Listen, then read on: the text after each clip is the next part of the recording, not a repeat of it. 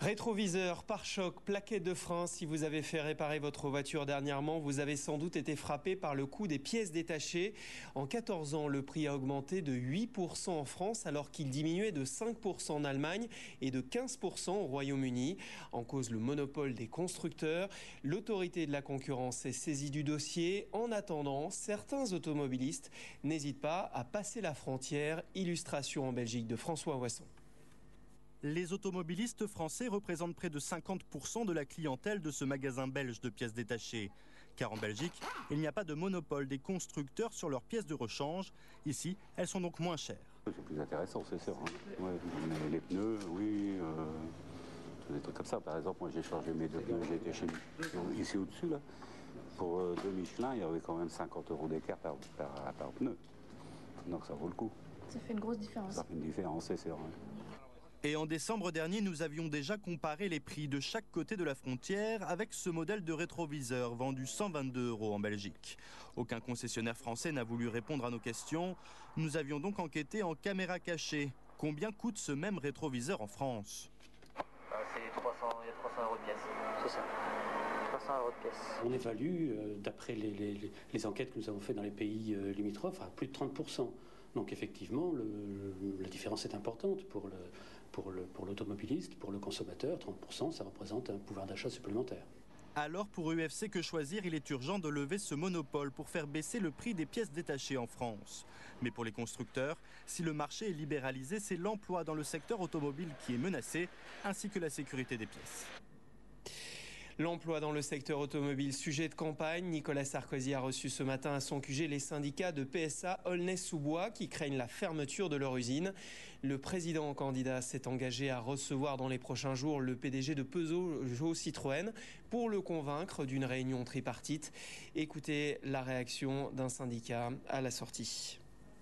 Notre première revendication, c'était d'obtenir une nouvelle réunion avant le premier tour, une vraie réunion tripartite, avec cette fois-ci la présence du ministre de l'Industrie.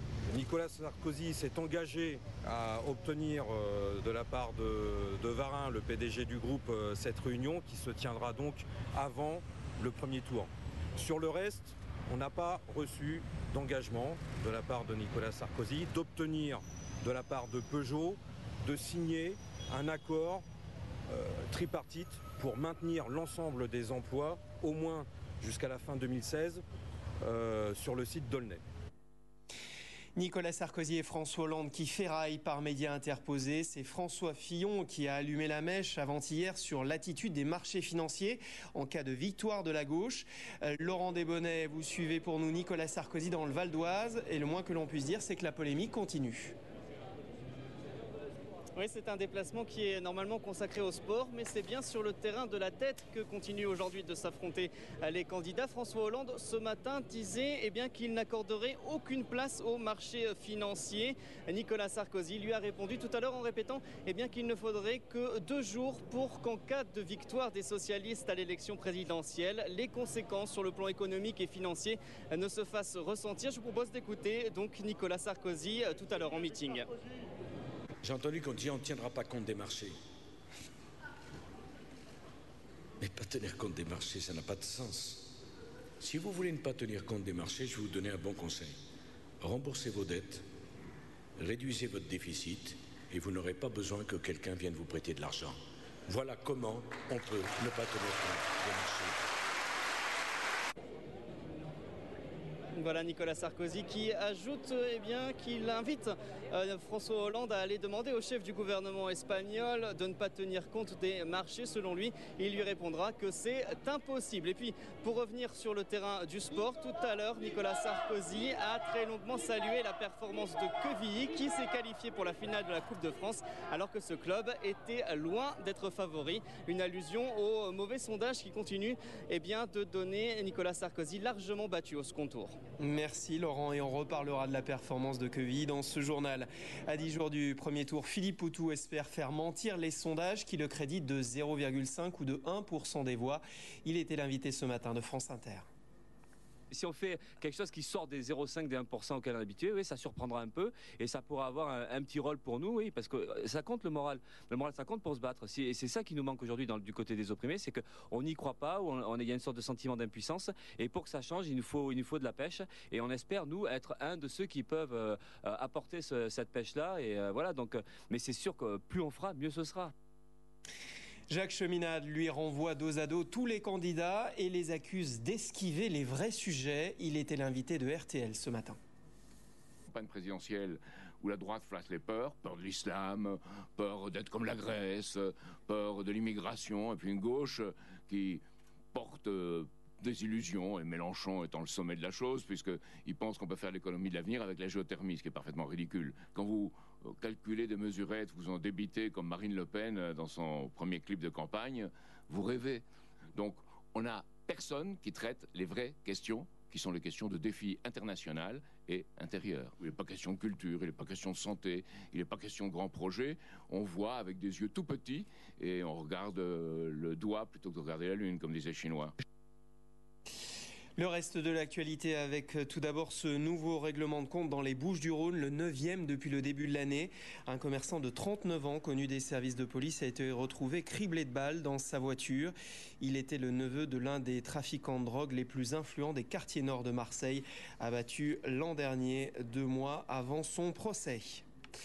La trêve aura été de courte durée en Syrie. Au moins 3 civils auraient été tués et des dizaines d'autres arrêtés depuis le début du cessez-le-feu ce matin.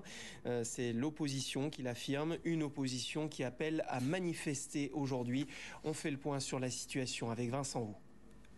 Il est 5 h à Paris, 6 h ici à la frontière Syrie-Turquie. Le cessez-le-feu entre en vigueur. Aucun tir, aucun char à l'horizon. Côté turc, les réfugiés, les opposants ont du mal à y croire. Je ne crois pas qu'Assad tiendra ses promesses. Même s'il retire ses chars, il attaquera avec ses fusils. En fait, c'est l'inverse. Les fusils ne tirent plus, les chars sont toujours là. Les derniers bombardements ont eu lieu hier soir et cette nuit à Homs. Explosion signalée près de la frontière libanaise, juste après l'entrée en vigueur du cessez-le-feu. Puis enfin, le calme, y compris aux endroits les plus touchés par les affrontements ces 2 derniers jours, comme Hama ou encore la région d'Alep. Aucune violence ne nous est signalée jusqu'à présent. Nous espérons que le régime continuera d'appliquer le plan de Kofi Annan. Kofi Annan va faire un premier bilan, ce sera cet après-midi, devant le Conseil de sécurité de l'ONU. En attendant, l'opposition mise sur les manifestations pacifiques, une façon de compter ses troupes, une façon aussi de tester la réalité du cessez-le-feu. Le Mali a un président de transition après le putsch du 22 mars dernier. Il s'agit du chef des députés maliens qui a prêté serment à Bamako. Il devra résoudre la crise dans le nord du pays occupé par les rebelles Touaregs et les islamistes armés. Le nouveau président les a menacés d'une guerre totale s'ils refusent de rentrer dans le rang. L'affaire avait suscité beaucoup d'émotions aux États-Unis jusqu'à la Maison-Blanche. Il y a 1 mois et demi, un jeune noir de 17 ans, Trayvon Martin, était abattu par un vigile. Ce dernier affirmait avoir agi en légitime défense, mais la victime n'était pas armée. La justice a finalement décidé d'engager des poursuites. Le tireur a été arrêté et inculpé. On en vient à la Coupe de France et donc au football. Queville aime la Coupe de France et la Coupe de France le lui rend bien. Le petit pousset normand a réussi l'exploit hier d'éliminer Rennes et défiera en finale l'ogre lyonnais. Thibaut Pedra. Saisir l'instant devant les photographes pour ne pas oublier l'euphorie, l'extase de cette soirée. Heureux, les joueurs de Petit Quevilly le sont. Ils ont réalisé l'impossible. Même pas 10 minutes de jeu et le premier but de la rencontre est rennais. L'espoir renaît avec cette frappe en pleine lucarne de Karim Erouat, déjà 64 minutes au compteur. Une demi-heure plus tard, le temps additionnel est déjà bien engagé quand Anthony Lope inscrit le but libérateur. L'entraîneur Régis Brouard n'en croit pas ses joueurs. À la sortie du match, il remercie son équipe, mais également ses supporters. Il n'y a pas que l'équipe et qu'un staff. Pour renverser des situations comme ça, on a réellement besoin de tout le monde. Et aujourd'hui, la victoire, elle appartient à tout le monde. J'aurais qu'un mot à dire à mes garçons, c'est surtout de ne pas galvauder ça, parce que des moments aussi exceptionnels, il faut qu'on les vive à fond et puis qu'on les partage avec tous les gens qui sont proches de nous. Finaliste 2 fois, demi-finaliste à 4 reprises, l'US Quevilly connaît bien la Coupe de France, et ce depuis longtemps. 6 mai 1927, le club joue en finale. À l'époque, le foot professionnel n'existe pas, mais Marseille est déjà plus fort. Les Phocéens remportent la Coupe 3-0.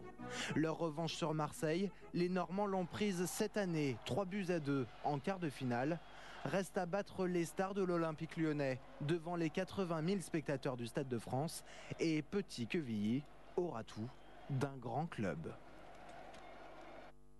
Voilà pour la belle histoire. Restez avec nous dans un instant sur LCI. Choisissez votre camp. Valérie Expert.